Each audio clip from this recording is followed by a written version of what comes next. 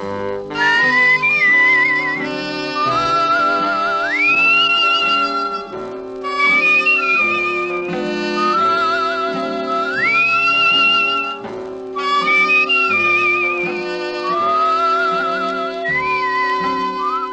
Dick Powell, transcribed as Richard Diamond, private detective.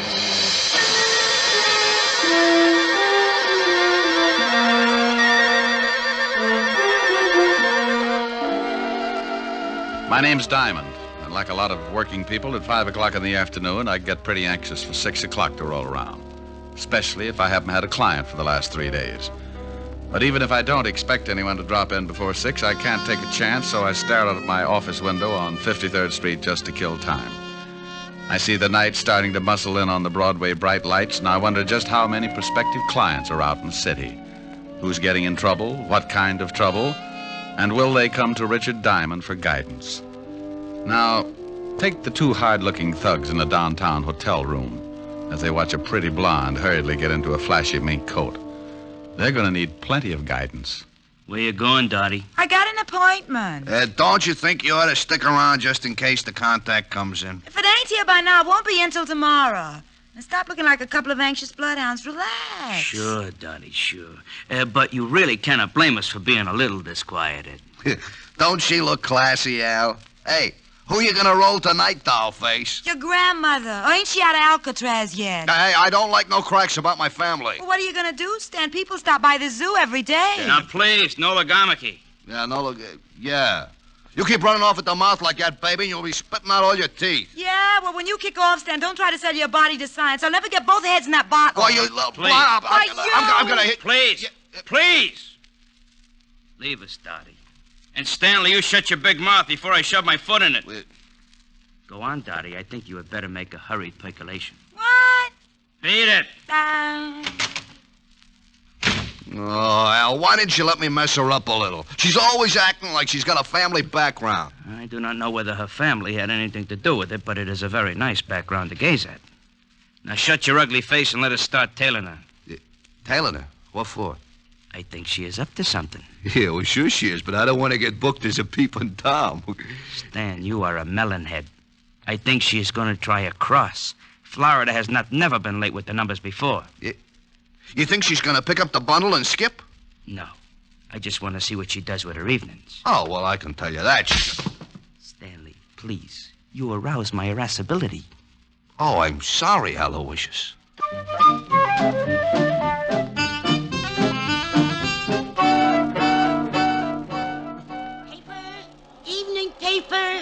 Paper. Evening, Glenda. Oh, hello, Horace. Times. You look tired. Hard day at the office? I stayed home. My wife's well.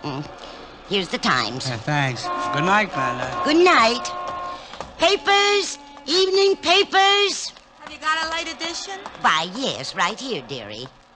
You got it? Yeah, in the purse. Put it down on the counter and look through the paper. Okay. Paper. Evening paper. What do you want me to do with the purse? Keep it till I meet you at the train. Sure, honey. It's good to be working again, ain't it, Dottie? I gotta go. They usually got a tail on me. I'll see you tomorrow morning. Relax. We're in the chips. Paper. Evening paper. Paper, sir? No, but I will take that purse. Purse? Oh, why, that nice young lady must have left it on the counter when she looked at the paper. Please, just extend your agent index and shove it over here. Why, I can't do that. It belongs to that young lady. Oh, look, it would make me very unhappy to have to shove all those nice old wrinkles around, but I am in need to possess one patent leather handbag. Now, if you will kindly move it in my approximate latitude, you old bat, we can dispense with all... Why, you poor excuse for a lowbrow gunnif. Madam. For 2 cents, I'd wrap a lead sap across your flat head. Well, hello, Glenda. Hello. How's business? Oh, Officer Quine. Aren't you on a little late? Yes, I've been changed to the 6 o'clock beat. Well, good evening, sir. Yeah, lovely. Good evening, officer. Say, haven't I seen you somewhere before? Hardly. I reside in Flatbush. Well, thank you, Mother. I do not see anything I want. There, goodbye. He doesn't see anything he wants. What does he think you're running? A drugstore there? Hey, Al, I saw a cop. I am proud of you, Stanley. Huh? Now let us hurry around this corner. What, you think Dot and the old dame are cooking up something together? Stop here so we can watch the old dame.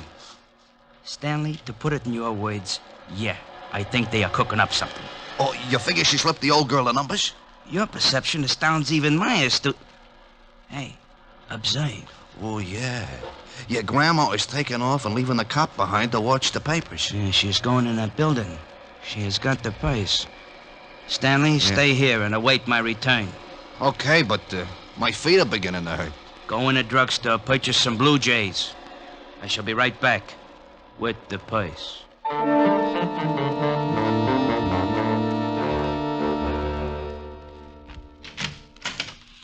Mr. Diamond. Well, hello, Glenda. Come in, pull up a rocking chair. Well, that's the way it begins. Sometimes when you wait around until the last minute, you get a customer. I wasn't too happy about this one because I knew she didn't have enough money to hire a tramp to spot cigarette butts. I haven't got much time. I've got Officer Quine watching my paper stand. Officer Quine? You should be happy you aren't selling fruit. He's already got his thumbprint in every apple in Yonkers. Mr. Diamond, I found this purse. Found it, Glenda? Oh, you know me, Mr. Diamond. I'm going straight now. I remember a snake that said that once. He broke his back. Honest, I haven't been doing that kind of business since I got out. Well, what can I do for you, Glenda? I'm broke. Oh, it's not a touch. I want you to find the owner of this purse and return it. Why don't you give it to Officer Quine? Well, there's no money in it. And with my record, he'd sure run me in for purse snatching. No money, huh? Oh, no. No, I didn't touch a thing. Just took a peek, maybe. Oh, yeah. A young girl left it on my counter. If you find her, you can ask her. I didn't touch a thing. Okay, I'll see what I can do. Oh, thank you, Mr. Diamond. Goodbye. Keep your nose clean. Oh, I will. She'd keep her nose clean, all right. And a glass of gin. I'd known old Glenda ever since she started working bunco rackets and got put away for 2 to 5. I was sure she'd lifted the dough from the purse, but I opened it and went through it anyway. I was just kicking myself for telling her I'd try to dig up its owner when the door opened and an ugly-looking mug wearing alligator spats walked up to my desk. You should be ashamed, looking at someone else's purse. It's a bad habit, like not knocking on doors. Oh, it said on the door to come in. How long did you have to wait before someone came by to read it to you? May I please have the purse? Oh, is it yours? Yes. Well, I didn't notice the wedges. Give up high heels? You are a very poor comic. Now, may I have the purse, or must I make you bleed? Oh, it's like that. Well, sure, here it is. Thank you.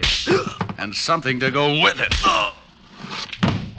I caught him with one that made my arm feel good clear up to my shoulder. His eyes rolled back, and he went down faster than the celluloid collar on the flagpole. I looked at the black purse and started getting that lousy feeling again. I'd gotten into something, and it was beginning to smell already. So I called the 5th Precinct Police Station and an old friend, Lieutenant Levinson. Homicide, Sergeant Otis. Hello, Otis. Let me talk to the lieutenant. Is this Diamond? No, it's platoon number 3 of the Brownies, 300 strong. Now let me talk to the lieutenant. Hey, what are you going to do with all those tired jokes when you run out? Give them away to idiots. You want to start a collection? Oh, nuts. Lieutenant Levinson. Hello, Walt. Diamond. Oh, wait a minute. Otis! Otis! Yeah, Lieutenant. Where'd you put the bicarbonate? In the top drawer, Lieutenant. Oh, hold it a minute, Rick. Get me some water, Otis. Yeah, Lieutenant. Go ahead, Rick. I can stand it for a second. If you didn't get so excited, you wouldn't have to take that stuff. Here you are, Lieutenant. Never need this stuff until you call. Now, who's dead? Nobody, but there's a guy in my office lying on the floor. He's dead. He's got to be. No, he isn't, Walt. I just belted him in the mouth when he tried to get rough. Wait a minute. He's trying to wake up. Groan for the nice policeman. You hear him, Walt? Okay, so some guy got tired and went to sleep on your floor. What do you want me for? Hold it a second, Walt. He's getting a little too active. What did you do? Kissed him good night. What did you do that for? Well, I've seen him somewhere. I think he's wanted. Oh, well, hang on to him. I'll send the wagon down. The door will be open. I'll fix it so he doesn't get away. Wait a minute, Rick. Where are you going? Well, about 5 minutes ago, an old dame hands me a black patent leather purse and asks me to find the owner. Right afterwards, this cultured gorilla wanders in and says the purse belongs to him. Oh, what's in it? Nothing much. A compact, book of matches, and a handkerchief. Smells nice. No money? No? Oh, I got to stop by Helen Ash's for a minute, and then I'm going to find out what makes this purse so valuable. Say hello to Helen for me. Sure thing. Bye, Walt. Be a good boy. Goodbye.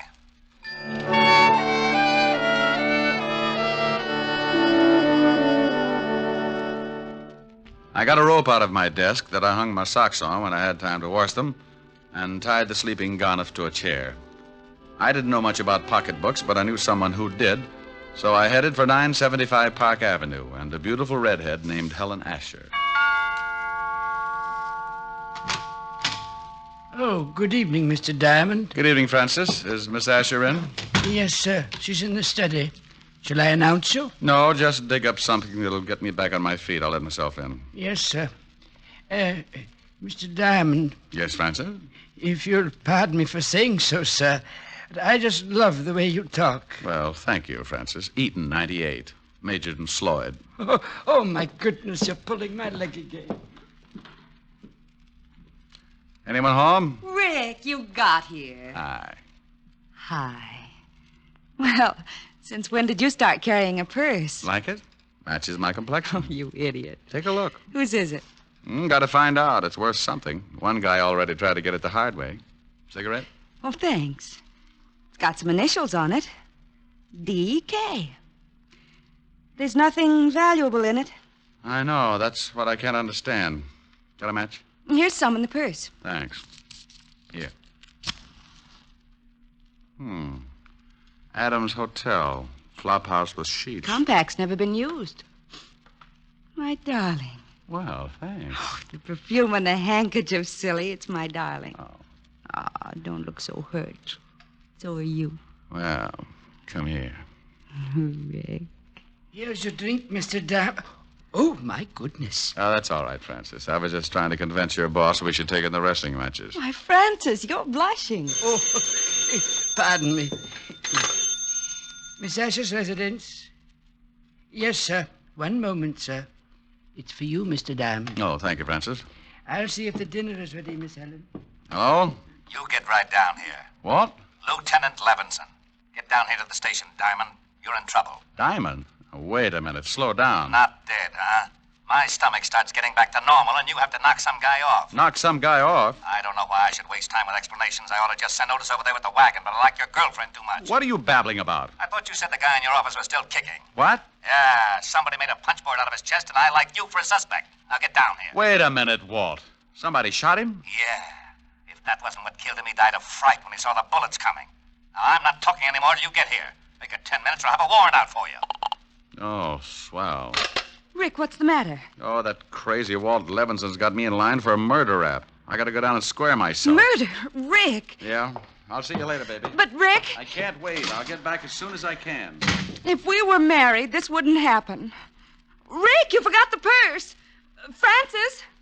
Francis! Yes, Miss Asher? Francis, Mr. Diamond forgot this purse. See if you can catch him. He's gone to Lieutenant Levinson's police station. Yes, Miss, I'll do my best. Rick just has got to stop this foolishness. Oh. How did you get in here? Who are you? I come in a back way, lady. Where's the shamus? You get out of here. No, just relax, baby. One yell out of you and you get hurt pretty bad. What? Where's the shamus? He went down to the police station. Okay. Where's the purse? I saw him bring it in. I don't know.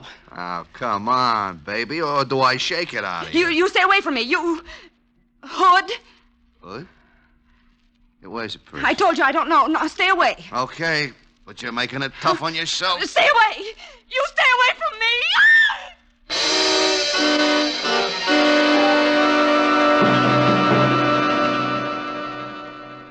With her head tucked underneath her arm, she walks the bloody tower.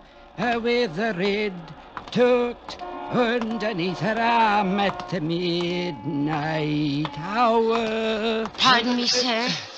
Yes, madam? I believe you have my purse. I beg your pardon, but this purse is the property of Mr. Diamond, private detective. Yes, I know. I gave it to him to hold for me. Well, I'm very sorry, madam, but you'll have to claim it from Mr. Diamond himself. Oh, yeah?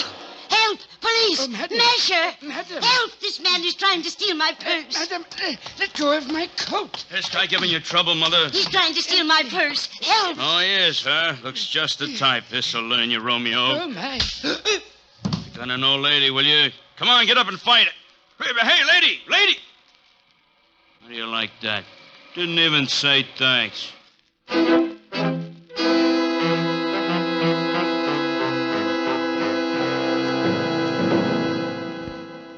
look, Rick, I don't care what you say. You told me you had a guy in your office. When my men got there, they found him tied in the chair with 3 bullet holes in his chest. He was making noises when I left. Some guys do that when they get shot. Oh, stop being an idiot. You know I didn't kill him. Yeah, I know it, but what do I tell the commissioner? That I let you go because you're a friend of mine, used to be on the force? No, but you don't have to act like I rubbed out the whole West Side. Well, I'm mad. I want to retire in 5 years, and I want to do it with a healthy stomach. Yeah? Lieutenant, Murphy's got some guy out here he picked up for purse snatching. Says he's a friend of Diamond's and wants to see him. Send him in. This can't get any screwier than it is already. I got a purse snatcher who says he knows you. Purse snatcher? Francis. Yes, Mr. Diamond. I don't feel so well. That's all, Otis. Isn't he your girlfriend's butler? Yeah. What happened, Francis? Well, sir, I was bringing that purse down to you. That's right. I left it at Helen's. Yes, sir. Well, a little old lady approached me on the street and claimed it belonged to her. What did she look like? She had white hair, and she was wearing an old shawl. I think she'd been drinking gin, sir. Cheap gin. Glenda. Glenda Bergen? Is she the one who gave you the purse? Yeah. And then what happened, Francis? When I wouldn't give her the purse, she started yelling and called me a masher. And some enormous gentleman arrived and clouted me in the jaw. Oh, it was disgusting, sir. And the old lady got the purse? Yes, sir. She ran off, and the enormous gentleman sat on my chest until an officer came and carted me off to this place. Was Miss Helen all right when you left her? Why, yes, sir. You don't think... I don't know. But if they knew I had the purse and spotted me going into Helen's... Here, Rick, use his phone. Thanks. Don't you see, Walt, this whole thing has something to do with that purse. Purse, schmurse. I've still got a stiff on my hands. Oh, my goodness. Yes? Hello, honey. You all right? Oh. What's the matter? Hi. Please come home. What happened? Some man broke into the house looking for that old purse. I told him I didn't know where it was, and he started slapping me. He did, huh? Yes, and I need comforting. Well, honey, I've still got something to do. Lock all the doors until Francis gets back, and I'll be over as soon as I can. All right. Did you get the purse? Francis will tell you all about it. Bye, baby. Bye. Rick. Some louse shoved Helen around. Francis, get over there and take care of her. It's all right if he goes, isn't it, Walt? I guess so. Otis, I'm releasing the guy that was picked up for purse snatching. And don't say, yeah, Lieutenant. Okay, Rick. Oh, thank you, sir. Step on it, Francis. Miss Asher needs someone to take care of her. Yes, sir. Walt, give me 2 hours to find out what this is all about. Are you going after Glenda? Yeah. If she's tied up with this killing, I'd better send some of the boys along. Give me 2 hours alone. I want to find the guy who shoved Helen around. Okay, Rick. 2 hours, and I put in a general alarm for you and the old dame. You know where she lives? I got a shack over near the East River. Thanks, Walt. Otis, let Diamond go and bring me a tablespoon and some water. And Otis, shut up.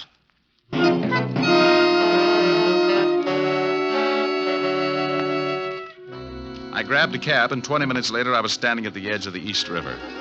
The fog was rolling in, and pretty soon it'd be so thick you could put it in bales. Below me, next to the water, was a line of weather-beaten shacks, and one of them belonged to old Glenda. You want something, Mac? Huh? Oh, I didn't see you. Does old Glenda live in one of those shacks? Yeah, that one. Got a match? Oh, yeah. Here, keep them. Thanks. Forget it. No, wait a minute. Huh? Let me see those matches. I've forgotten all about them. What's the matter? You collect them or something? These I do. Sorry, pal. You'll have to get some others. Okay, Sporty.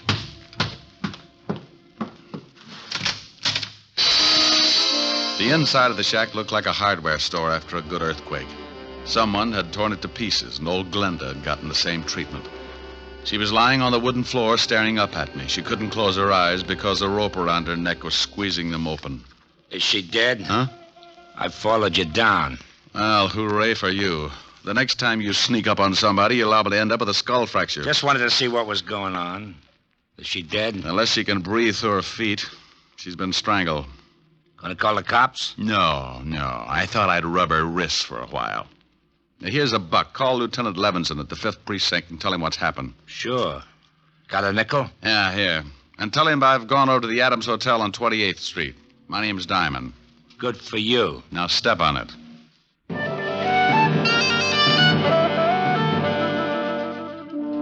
He left in a hurry, and I reached in my pocket and took another look at the book of matches I'd gotten from the black handbag.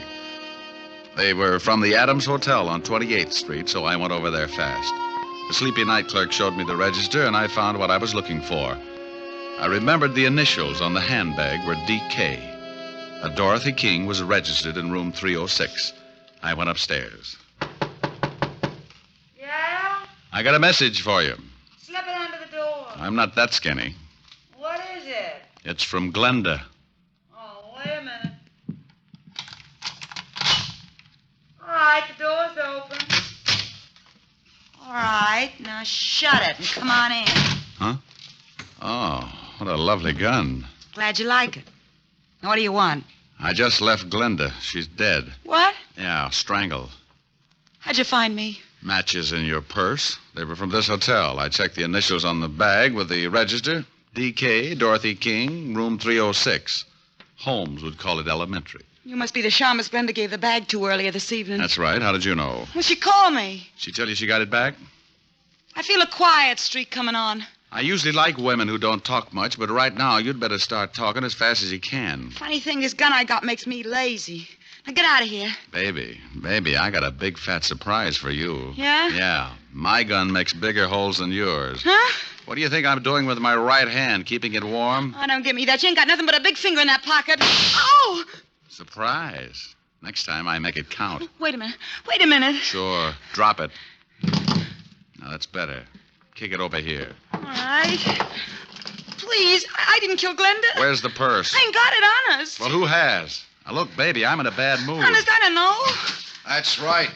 She don't, mister. Stan. Well, you certainly know some pretty ugly company, Dottie.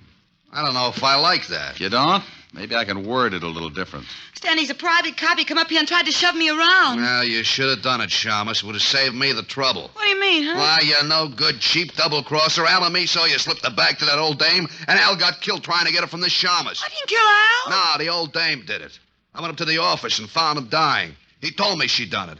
What are you going to do? Well, the organization don't like being crossed. I got the purse from the old dame and paid her off for killing poor old Al. Now I gotta pay you off. I got a surprise for you, too, Stanley. Yeah, you try anything, you'll have more holes on you than a fishnet. He's got a gun in his pocket. Well, look at his pocket, wise guy.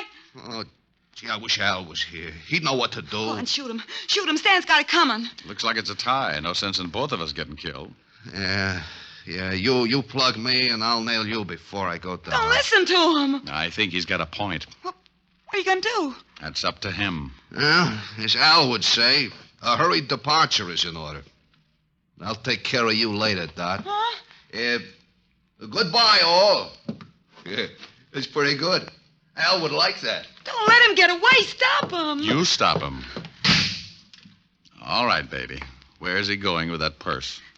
If I tell you, will you give me a chance to get out of town? I can't do anything about that. When I leave, you're on your own. Technically, you haven't done anything the law could hold you for. I haven't? No, but that won't stop me from pushing you around. Now, let's have the story. If Stan hasn't been there already, he's headed for a locker in the subway station at 34th Street. What's in the locker? $100,000 in counterfeit bills. Oh, baby. Counterfeit. You have been naughty. Now, Papa, we'll have to keep you on ice for the cops. Get in the closet. Please, give me a break. Sorry, honey. Get in. Ouch, you're hurting me. Please.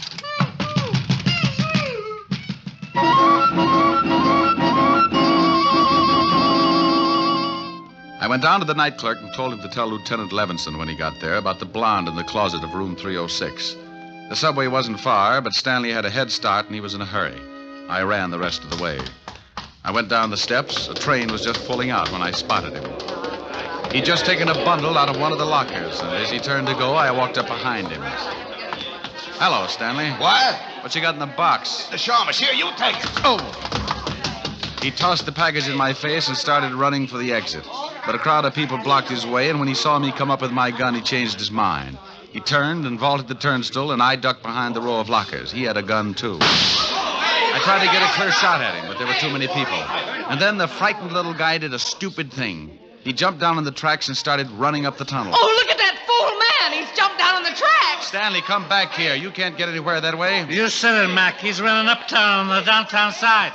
here's a corny line. Stop or I'll shoot. You won't get me! Stand. Look out, there's a train coming. Look out.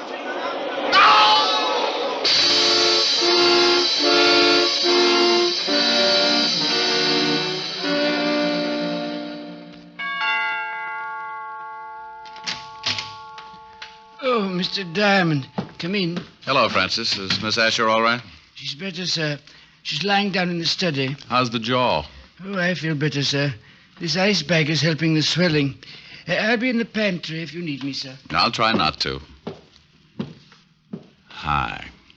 Hi. Well, poor little baby. Yes. Poor little baby. You're lucky he didn't knock you out. Oh, I'll get it. Francis is nursing his face. Asher residence? Let me talk to Diamond if he's there. He is. Rick? Mm-hmm. Now, you listen to me. I've been chasing your conquests all over town. I end up down in the subway station and notice get stuck in the turnstile. Don't you think it'd be nice to let the police department in on something once in a while? Oh, sure. Right now I'm at 975 Park Avenue, nursing a beautiful redhead back to health. Oh, did you find the blonde in the closet? Yeah, I got the whole story from her. You want to hear it? I guessed most of it. She was fencing for a counterfeit ring and she tried to cross them. The key to the locker was in that purse. Yeah, in the compact, under the pancake makeup. She and old Glenda used to do a duet together before they both got sent up. When the blonde got out, she started working for a counterfeit mob. They'd stashed the dough in different subway lockers around town and used her to make the contacts. So she figured she could use the 100,000. Well, nothing like being in business for yourself. She was afraid to pick it up herself, so she slipped the purse to Glenda like she'd just forgotten it. Ricky. Yes, dear? Are you listening to me? I just stopped. Bye, Walt. What? Now, wait a minute. What is it, baby? I want some sympathy. Sure. What would you like, lover? Sing something. Oh, come on, baby.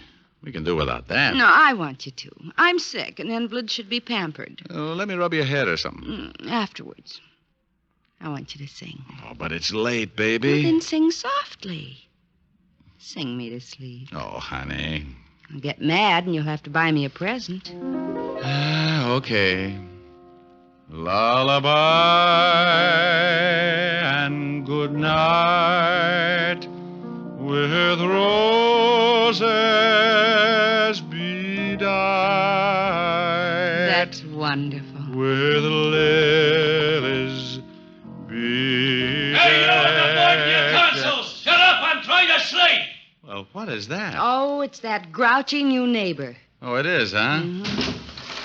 Hey, you want something, Bud? Yeah, shut your big bazoo! Oh, is that right? Powder your face with sunshine. Oh, no! Put on a great big smile. Make up your eyes Rick, with too laughter. You Please, Rick. Yeah, okay. That guy gets shell-shocked if he fried potatoes. Rick. What is it, baby? Come here. Oh. You do need pampering.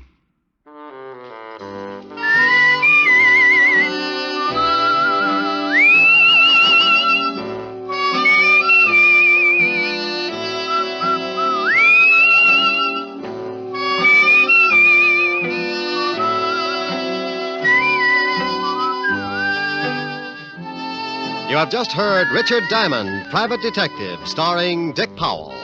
Helen was played by Virginia Gregg, Lieutenant Levinson by Ed Begley.